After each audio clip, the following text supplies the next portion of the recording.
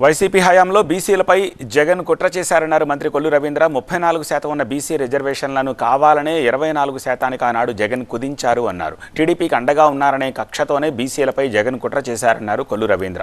ఇప్పుడు మళ్లీ సీఎం చంద్రబాబు బీసీలకు 34% రిజర్వేషన్లు కల్పిస్తూ నిర్ణయం తీసుకున్నారన్నారు. భవిష్యత్తులోనూ బీసీ రిజర్వేషన్లకు ఇబ్బందులు రాకుండా చట్టం చేస్తామన్నారు కొల్లు రవీంద్ర. ఏదైతే బీసీ రక్షణ చట్టానికి కూడా కార్యాచరణ చేస్తున్నాం. ఇవాళ రేపు స్థానిక సంస్థలు ఎన్నికలు జరగాలి. దానికి కూడా 34%తో ముందుకెళ్ళడానికి యాక్ట్ ప్రకారం, చట్ట ప్రకారం ఆ జీవోను కూడా, పాత జీవోలన్నీ కూడా రద్దు చేసి ఇప్పుడు కొత్త ఏదైతే చట్టం ఇచ్చామో ఆ చట్ట ప్రకారమే 34% రిజర్వేషన్తో వెళ్ళబోతున్నాం. మరి తప్పకుండా ముఖ్యమంత్రి గారు ఏదైతే హామీ ఇచ్చారో దాని ప్రకారం నిన్న క్యాబినెట్లో డెసిషన్ తీసుకున్నాం. నిన్న అసెంబ్లీలో కూడా ఏకగ్రీవంగా తీర్మానం చేశాం.